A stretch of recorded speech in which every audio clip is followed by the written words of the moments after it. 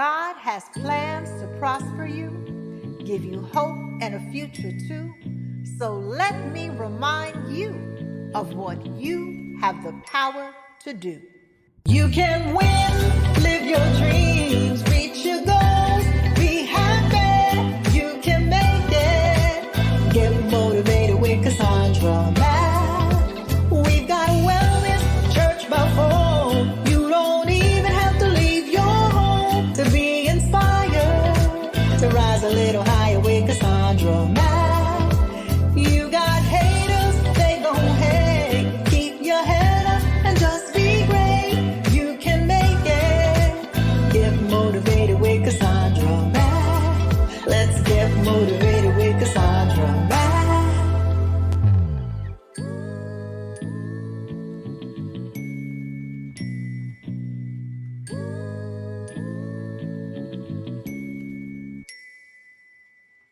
Today we're talking about how to stay focused and hold your peace when you have to interact with someone you don't like that much, that you really don't care for, whether or not it's because they're fake, they were gossiping about you, whatever your reasons are. There will be times in your life where you're going to have to learn how to hold your peace and keep your focus, even though you are in a room and you may have to interact with someone that you don't like that much. This happens all the time at the job. This can even be at a family function where there's that distant cousin who's always coming for the jugular as it relates to you, and you are trying to stay on a particular path. And so what we're really talking about today, I'm going to give you a taste of it here, but we're going to do deep dives in my membership. So if you are not yet a member, consider being a member. You have access to the Wednesday Wellness Club meetings, church by phone replays, and so much more. So what we're really talking about here is advanced spiritual warfare. So I'm going to give you a couple of things that you can do when you have to interact with someone that you really don't care for, and maybe, it really gets to you. It makes your blood boil, but you still have to figure out a way to interact. So I want to start from this premise, right? And that is that it's important to understand that there are always two realities at work in this life. There is physical reality that we can perceive through our five senses. We can see, hear, and so forth. But then there is the underlying spiritual reality. Both realities are always at work. So if you take things at face value without understanding the spiritual reality operating within that context, you do yourself a disservice, because you do not utilize all of the principles and tools available to you to navigate this life with wisdom, resilience, and grace.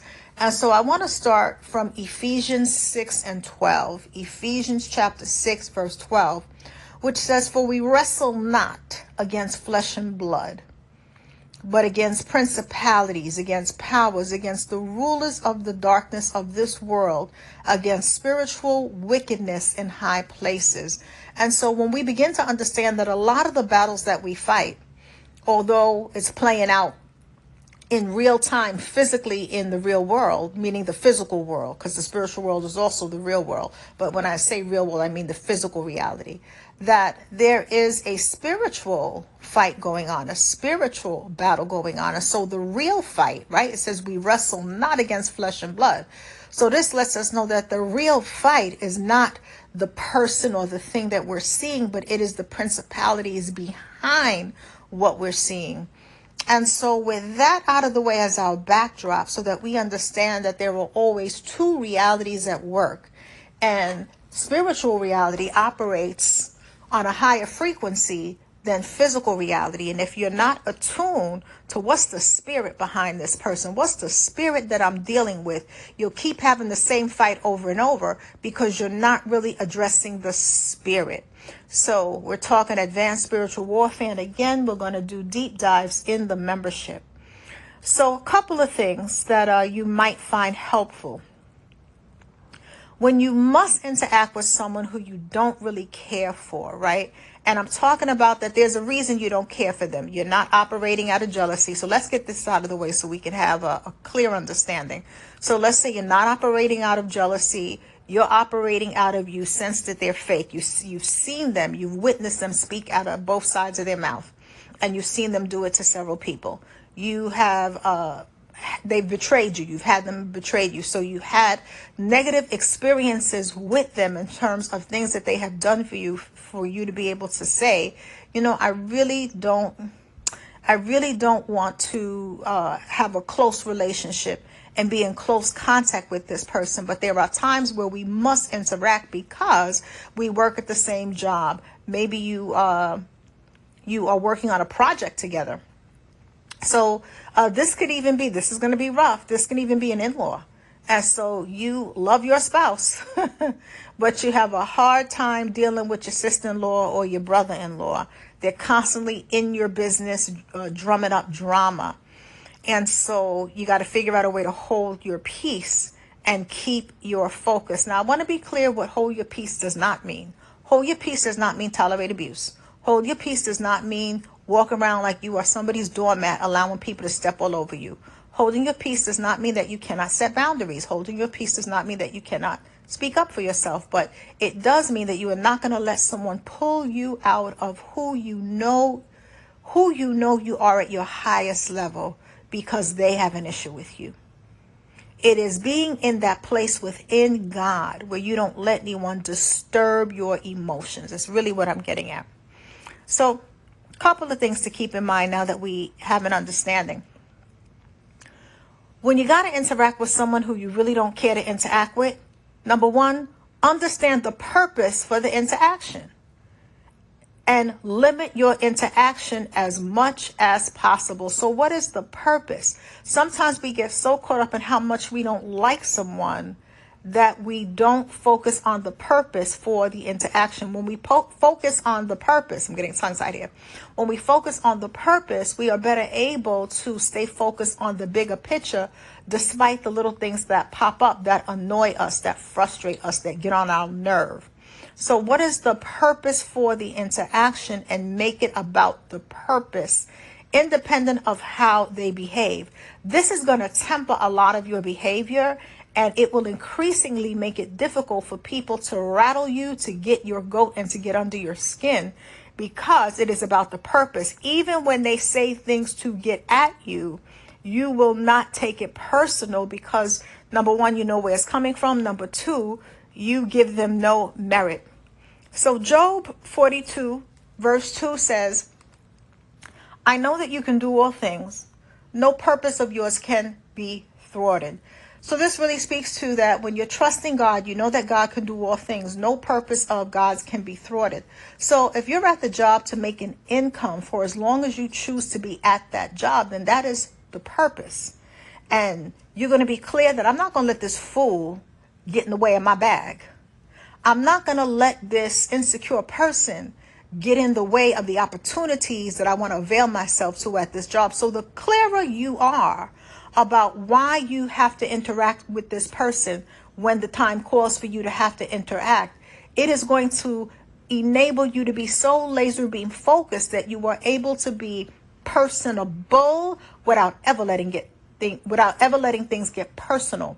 You are able to be civil, but you are clear that you are not friends. You can be civil, but you can be very clear that you are not friends. You ain't trying to go to lunch. You clear, but you're civil. You're cordial at the workplace. So this is important to approach it from this perspective. So what's your goal, right, for this particular interaction? What is your goal? So if it is the job and you are working on a project together, then the goal is the project. If it is a family gathering and you were there for your spouse, then the goal is that you were there for your spouse. And you may have a conversation with your spouse around what that's going to look like and what you are going to do. So it's not really what your spouse is going to do, it's what you are going to do. So when your sister or your brother-in-law, your sister-in-law, your brother-in-law, says something slick and mean, and they're really trying to pick at you and create drama for you, you have a choice in that matter as an adult. And so you would have discussed with your spouse, if X happens, this is what I'm going to do about it. So you're not asking permission. You're very clear. So what does that look like? So if they start ragging on your weight, ragging on the fact that you don't have kids and they won't let it go. Ragging on, and you can insert whatever the thing is that they do or say, because you know your people. I don't. The people whom you spend time with. And so when you notice that they're starting to do this thing, and remember, you would have already had enough experiences with them that you kind of know the pattern, right? So because you know the pattern, you can speak to your significant other. If this happens, this is the plan. And you got to be really clear that this is your plan. This is your plan. You're hoping they get on board, but this is your plan. So your plan means this is what you're doing, independent of what anybody else does. So even if it means, hopefully we both leave together, but if we both don't leave together, I'm getting up and leaving, no matter who's mad. So you're going to have a hard time if you struggle with being liked and people pleasing. But if you are okay with knowing that sometimes when you set boundaries, people who want to be manipulative, people who want to control others are always going to be offended by your boundaries. There's no getting around that, and you can't have it both ways. So you are going to have to decide which one works for you. Your life, you can sit there and be miserable, or you can decide, this is what I'm going to do if this happens. So you've got options. You are not at the mercy at the person you can't, I don't want to say you can't stand, but sometimes it really does come to that, depending on, how horrible the person treats you. And you really want to take it to God as well and ask for wisdom. So when you understand the purpose for the interaction, and you can limit your interaction as much as possible, that's going to be your strategy, because you are clear that, I'm not at the gathering for my sister-in-law. I'm not at the gathering to over-explain why I don't have children. It's none of her business. I'm not going to sit here and have a conversation about, and you can insert what the thing is. And even if she probes and asks me 5 times, she's going to get the silent treatment, even if she thinks it's rude. See, this is hard. Everybody's not built for this. So you have to decide, can you withstand the backlash that's going to happen when you are unwavering in your boundaries and you are purposeful in your interaction? You're very clear about why you're here, and no matter who says what, you're not going to be moved by it, even if they're upset and even if the people around them are offended. This is a hard stance to take. But what it does over time is it teaches people how to treat you. They're not going to like it. People tend not to always like people who they can't control, particularly manipulative people. Tend not to like people who they can't control, who they can't manipulate. So you're going to have to decide what you're willing to deal with, because you really can't have it both ways. 2, just because you know the hand that they're playing doesn't mean you need to show your hand. Remember, we're talking advanced spiritual warfare here. We're talking that there's 2 realities going on. There's the actual events that play out, and then there's the spirit behind the behavior. And so just because you know the hand they're playing doesn't mean that you need to show all your cards. And so maybe your sister-in-law is envious of you because, and you can insert the blanks. Maybe your brother-in-law is resentful of you because, and you can insert the blanks. Maybe your coworker is upset with the fact that you got the promotion, and they felt that they should have got the promotion instead, but you got the promotion, you qualified for the job, right? So you know where the behavior is coming from. You may know the spirit that you are dealing with, but just because you know the hand they're playing, and you may know, not only that, you may know that they're trying to get a rise out of you. They're saying things to try to provoke you, to try to trigger you, to try to get you to step out of character, to just disturb your peace, to take that smile off your face because you're coming in happy with joy and it bothers them, right? So you may know that. You may have discerned their hand. But just because you discern their hand doesn't mean you need to show your cards. A smart person, a wise person is not going to show their hand. And I'm going to give you the scripture that tells you this. Matthew 10:16 says, "Behold, I send you forth as sheep in the midst of wolves. Therefore, Be as wise as serpents and as harmless as doves. Now, some variations of that same scripture use the word shrewd instead of wise. So this lets us know that serpentine wisdom is a shrewdness. It is not textbook wisdom. It's shrewdness. Shrewdness is not showing your hand. If you are a master chess player, you are a shrewd chess player. And so when you're being sent forth as sheep in the midst of wolves, so you might be in the midst of wolves in your own family. Wolves are predators. So when you are around predatory people, right? So it gives you the scripture very clearly. Behold. Behold means pay attention. It's not just look. It is more than look. It is focus. Zero in on what I'm saying. Gaze this. Behold it. Keep it in your head. I send you forth as sheep in the midst of wolves. So when you're a sheep, essentially within this context, it is those who follow the master teachings of the master shepherd, Christ. So as sheep following the teachings of the master shepherd, Christ, right? You are going to find yourself in situations where you're right in the midst of wolves. Wolves are predatory people. So when you have someone who has a predatory spirit, they got an appetite for power. They got an appetite for control. They got an appetite for manipulation. They got an appetite for, and you can insert the blanks. They tend to be very envious. You're in the midst of wolves. It is what it is. And so when you're in the midst of wolves, this is how you to behave. You are to be as shrewd as a serpent. You are to use serpentine wisdom. Serpentine wisdom is not naive wisdom. And so it means discerning what the situation is. You got to peep their whole card. You got to figure out what's going on quickly. And then once you do, you ain't got to show everything you know. You can know a person's out to get you.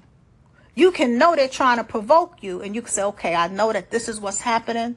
So this is how I got to move. And be as harmless as a dove. I'll give you an example in my own life. Many. That many manys. We could add some more manys. Years ago, I was working in a teen program. And we were taking the teens on a trip. Myself and my coworker, two of my coworkers. And the director, was kind of like on a power play. It wasn't personal towards me because I've seen her do it to the rest of the staff. So I guess this was my turn this week. And we were going on a trip that required us to take the train. So I put in for the train pass. Everything was done for the trip. We sent out the permission slips, got them back. The teens were excited. But I was shrewd enough to see how she behaved with other people and how she would play one worker against the other and play them like pawns. And I was like, what if at the last minute she doesn't give us the train pass? We can't walk to get there. We need the train pass. And so I knew someone that worked for another community center, and they had lent me their train pass, but I didn't say anything to her. And when we were lining up the youth to get ready to leave the building, she comes out with a smile on her face, waits till we're lined up, and she lets us know that she gave the train pass to one of the other staff to take the young people to the pool. Now, mind you, the pool was literally a few blocks away. Like it was within walking distance. They didn't need the train pass. We were going from the Lower East Side to Harlem. We needed the train pass. And she said it with a smile, like she couldn't wait to tell us this. And these young people are excited that we're going to the Apollo Theater. They're excited about this trip. So I'm like, okay, that's okay. We'll be fine. And so she was like, well, how are you going to be fine? You don't have the, I said, oh, no, we have a train pass. And the look on her face was this look of pure rage. And I wouldn't disclose whose train pass it was, where we got it from. It was none of her business. So I wouldn't disclose that. She was tight. And I was like, okay, so, we'll see you when we bring everybody back. I said, so, whatever I said back then, it was a long time ago. So we had left. And she was seething mad. And so that's an example that when you're dealing with a predator, because she was like that with the staff, like she would play one against the other, gossip about the staff. It was a nightmare. It was a nightmare. I wasn't there. That was like a summer job. I wasn't there that long. but it was a summer job working in a teen community center, in that particular community center. And because I knew the type of person I was dealing with, and if you would ask me years ago, I would not have known that that was discernment. I would have just figured it was my gut instinct. I didn't have a name for it. But it crossed my mind that she was going to do us dirty. And I was like, let me be prepared, but let me also not let her know that I'm on to her and that I'm thinking that way, because she may try to get in the way of what I'm trying to do. So that was a very shrewd move. And so I say that to say, when you are dealing with someone who you know doesn't play fair, who you know is out to get you, and it might not be personal, that's their personality in general, because you've seen them do it to other people. So it might not be personal to you, it's just your turn. So when you know this about someone, that you're dealing with that type of personality, someone who is predatory, someone who will eat you alive, figuratively, if given the opportunity, you got to deal with that person shrewdly. It says, be as wise as a serpent and as harmless as a dove. So harmless as a dove means I'm not here to harm nobody. I'm not here to create no type of mayhem, but I most certainly cannot let you bring harm on me. Self-preservation is the first law in nature.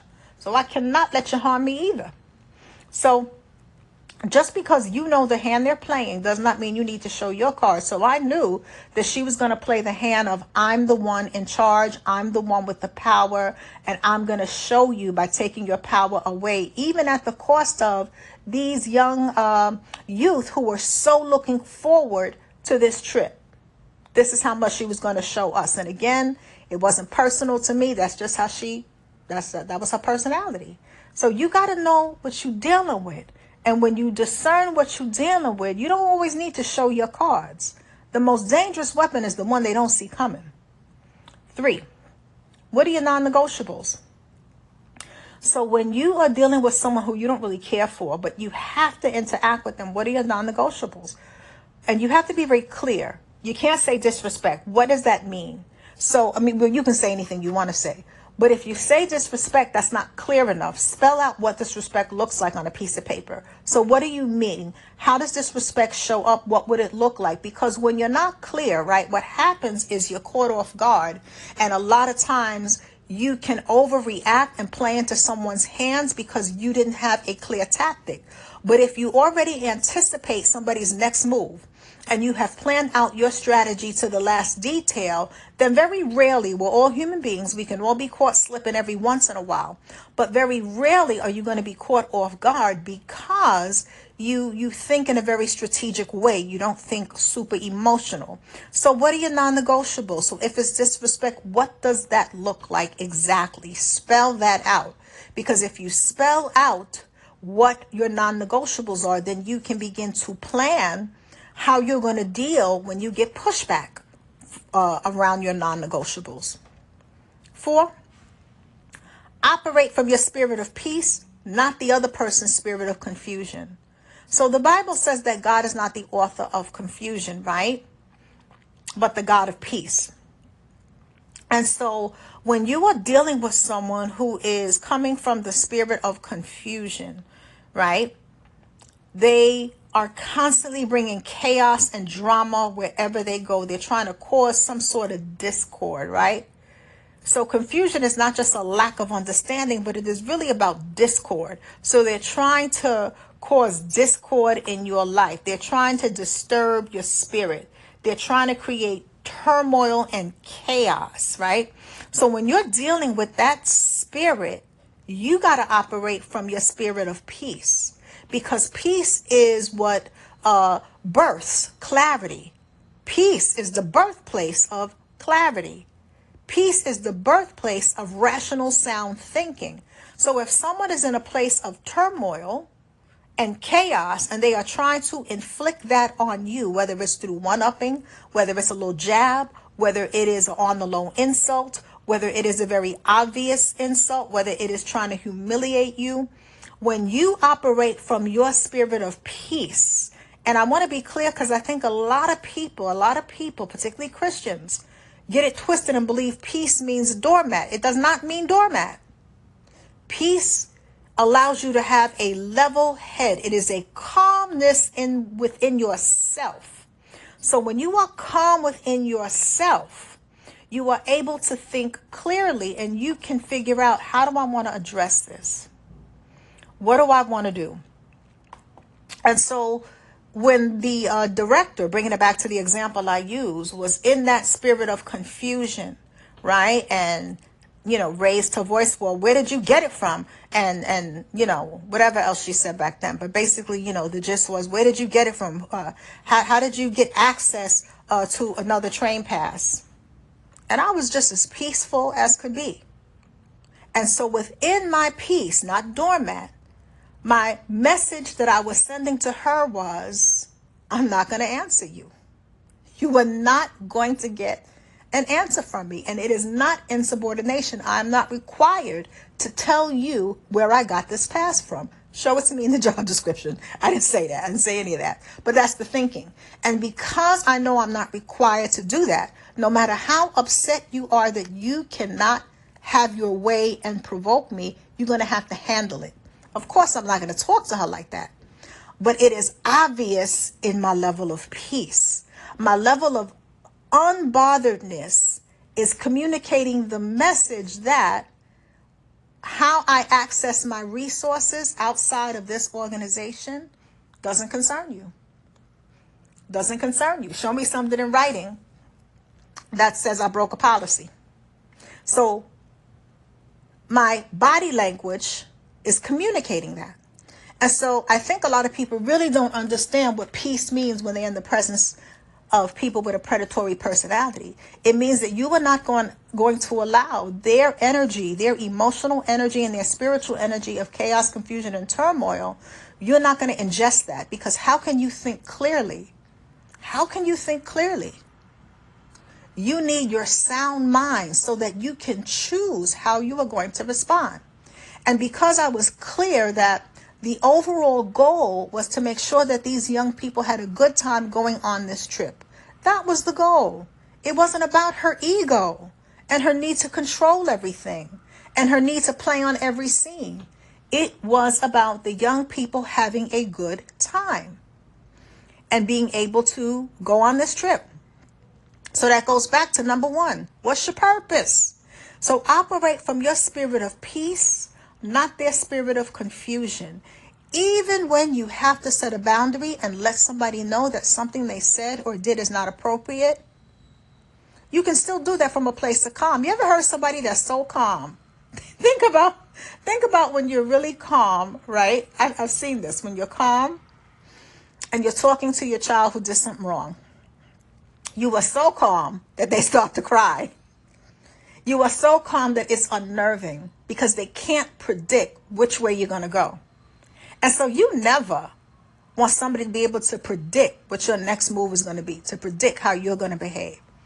Be calm, cool as a cucumber, so they don't even know what you're thinking. Why would you give somebody that? Well, I just want to give them a piece of my mind. No, you don't get a portion of my mind, an iota of my mind. You get none of my mind. I need all of my mind for me, for my thoughts, my goals, my dreams. So operate from your spirit of peace, not their confusion. And last but not least, limit what you say. That's number 5. Proverbs 29:11 says, a fool gives full vent to their spirit, but a wise man quietly holds back. See, when you're wise, you've got the internal discipline to not say everything you think. My grandmother put it this way: everything that comes to your head doesn't need to be said. So even if I'm thinking to myself, you are really acting like an idiot, that doesn't mean I have to say what I'm thinking. So a fool gives full vent to their spirit. So you let that other person be the fool. But a wise man quietly holds it back. Have you ever been in a situation where you sent the email in all caps and you really let it rip? And after you sent the email, you were like, tag. Or if you didn't do it personally, you know someone where that happened to them, or you sent a text that was like a crazy sounding text. And once you sent it, you're like, tag, I wish I could unsend this text. Because you done gave full vent to where you were. You gave full vent to your spirit. But when you take the time to just pause, and it's hard sometimes, it's hard. I'm not saying this is easy, But like anything else, right? With practice, we get better at any skill. With practice, we get better at any skill. So the more that we practice these things, myself included, the more that we practice these things, then we are better able to remember how to utilize these tools when we are in situations that call upon us to remain level-headed when we have to interact with someone that we would prefer not to have to interact with. And if we keep this in mind, that really what we're talking about is advanced spiritual warfare, because you're really dealing with the spirit, right? When we keep it in mind that that's what you're dealing with and what the real fight is, it allows you to fight with wisdom, to fight with wisdom, to fight with strategy, right? So when we realize that, and by fight, I don't mean going around hitting people. I'm really talking about attacking a problem, attacking an issue from a place of wisdom and strategy, and not from a place of being emotionally triggered. So I hope you find this helpful. And again, it's not a one and done. We got to keep practicing, keep practicing, keep practicing. And over time, we get better and better and better. And so with that being said, I want to let you know about becoming a member. So when you're a member of the Cassandra Mack YouTube channel at the 2nd tier or higher, you gain access to the Wednesday Wellness Club. That's a therapeutic club that meets twice a month. We meet by telephone conference call, and we focus on mental health, inner wealth, mental mastery, emotional mastery, self-care through a biblical lens. And it's awesome because it is very therapeutic. That's the feedback that we get from those who are involved. And it's cheaper than therapy. And it's an opportunity to focus on your wellness. So if that sounds like something that you would like to avail yourself to, then click on the button that says join. You'll see that there are 3 levels of membership. And if you join at the 2nd tier or higher, you get access to the Wednesday Wellness Club, the Church by Phone replays, and a whole lot of other features that come with being a member at the 2nd level or higher. And I would also encourage you to pick up the book, Unleash Your Unstoppable. That is a book that really shows you how to bridge the gap between scripture and strategy so that you can benefit from the practical application of biblical scripture in various aspects of your life. And again, it's called Unleash Your Unstoppable, and it is available at Amazon as well as Barnes & Nobles. So have an amazing day. And remember, you have the ability to hold your peace and to focus on your ultimate goal, even when you have to interact with someone who you really don't care to interact with. You are not at the mercy of your emotions. Your emotions are not the boss of you. You are the boss of your emotions. And when you really attack it from that perspective, that you can do all things through Christ who strengthens you, you can hold your peace and keep your focus during the times you got to interact with someone that you really don't care to interact with that much. So have an amazing day.